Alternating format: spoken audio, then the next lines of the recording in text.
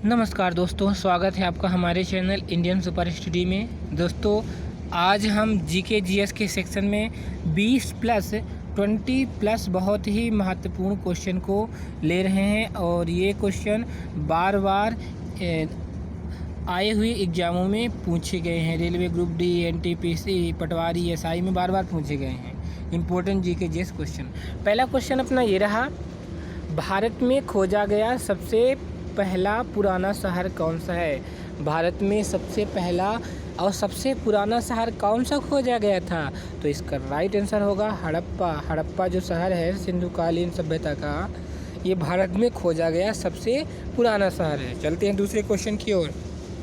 स्वराज्य मेरा जन्मसिद्ध अधिकार है और इसे मैं लेकर ही रहूँगा, ऐसा नारा किसने दिया था भैया? तो ऐसा नारा दिया था बाल गंगाधर राव तिलक जी ने। बाल गंगाधर राव तिलक ने क्या कहा था कि स्वराज्य मेरा जन्मसिद्ध अधिकार है और इसे मैं क्या करूँगा? लेकर रहूँगा। चलते हैं नेक्स्ट क्वेश्चन की ओर। नेक्स्ट क्वेश्चन ये रहा और बहुत ही महत्वपूर्ण क्वेश्चन है, बार बार एग्जाम में पूछा गया है। महात्मा गांधी के राजनीतिक गुरु कौन थे? यानी महात्मा गांधी को राजनीति की शिक्षा किसने की थी? तो गोपाल कृष्ण गोखले। गोपाल कृष्ण गोखले को महात्मा गांधी अपना क्या मानते थे? राजनीतिक गुरु मानते थे। चलते हैं नेक्स्ट क्वेश्चन की ओर। उत्तरी भारत की प्रथम महिला शासक, दिल्ली पर राज करने वाली प्रथम महिला शासिका कौन थी? यानी दिल्ली पर राज्य करने वाली प्रथम महिला शासिका कौन थी? अरे इल्तुतमिश की बेटी थी रजिया सुल्तान। मध्यकालीन भारत की बात है ये। रजिया सुल्तान जो थी भारत पर राज्य करने वाली पहली महिला शासिका थी और उस समय जो इसके भाई थे अयोग्य थे, इसलिए इसको राजा बनाया गया था। और उस समय के लोगों को कोई महिला राज्य करे उन्हें पसंद नहीं था, तो इसके खिलाफ बार बार षड्यंत्र करते रहे और अंतिम में इसको मरवा ही दिया। चलते हैं नेक्स्ट क्वेश्चन की ओर। नेक्स्ट क्वेश्चन ये रहा, सिंधु सभ्यता का पत्तन नगर बंदरगाह कौन सा है? सिंधु सभ्यता जो थी उसका प्रमुख बंदरगाह कौन सा था? तो उसके प्रमुख बंदरगाह का क्या नाम था? लोथल। लोथल क्या था? सिंधु नगर सभ्यता का बंदरगाह। चलते हैं नेक्स्ट क्वेश्चन की ओर।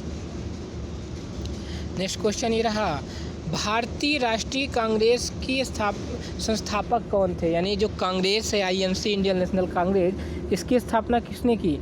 तो इसकी स्थापना अंग्रेज थे एक, उनका क्या नाम था? ए ओ होम अंग्रेज ने 1885 में कब किया था? 1885 में। ये भी क्वेश्चन पूछा जाता है, कांग्रेस की स्थापना किए थे। चलते हैं नेक्स्ट क्वेश्चन की ओर। महात्मा बुद्ध द्वारा दिया गया प्रथम उपदेश क्या कहलाता है? महात्मा बुद्ध को जब ज्ञान की प्राप्ति हुई थी तो ज्ञान की प्राप्ति को ये केवल कहते थे और उन्होंने जो पहला उपदेश दिया था उसको कहते हैं धर्मचक्र प्रवर्तन। और ये भी क्वेश्चन पूछा जाता है कि पहला उपदेश महात्मा बुद्ध ने कहाँ दिया था?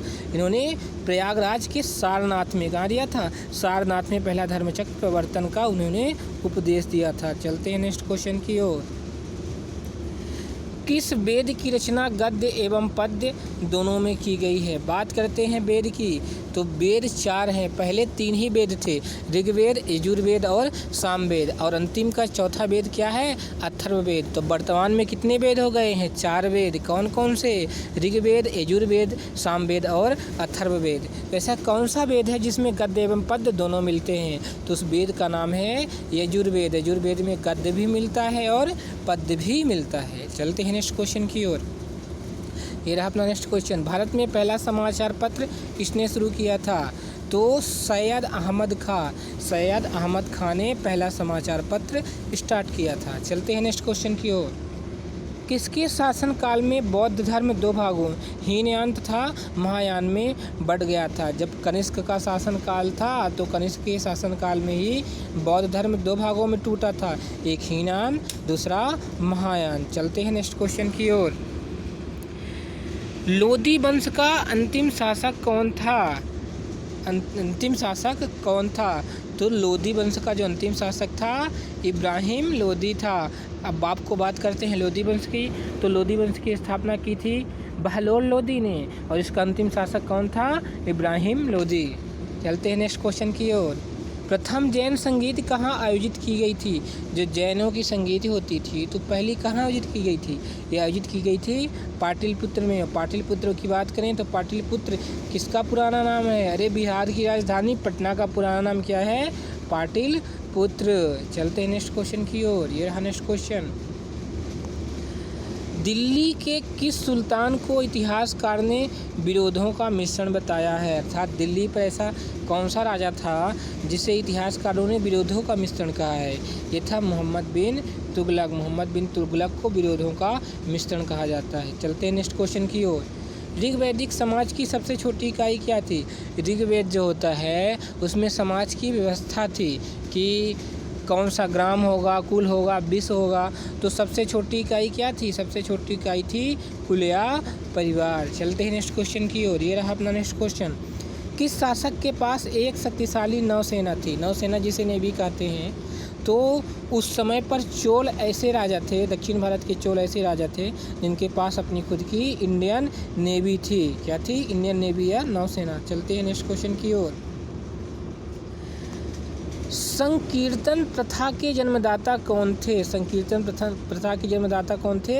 चैतन्य महाप्रभु। चैतन्य महाप्रभु ने संकीर्तन प्रथा चलाया था। चलते हैं नेक्स्ट क्वेश्चन की ओर। किस मुगल शासक को आलमगीर भी कहा जाता है? अरे भैया जो औरंगजेब था, औरंगजेब, इसे ही आलमगीर भी कहा जाता है। औरंगजेब को क्या कहा जाता है? आलमगीर कहा जाता है। चलते हैं नेक्स्ट क्वेश्चन की ओर। शहीद आजम की उपाधि से किसे सम्मानित किया गया है?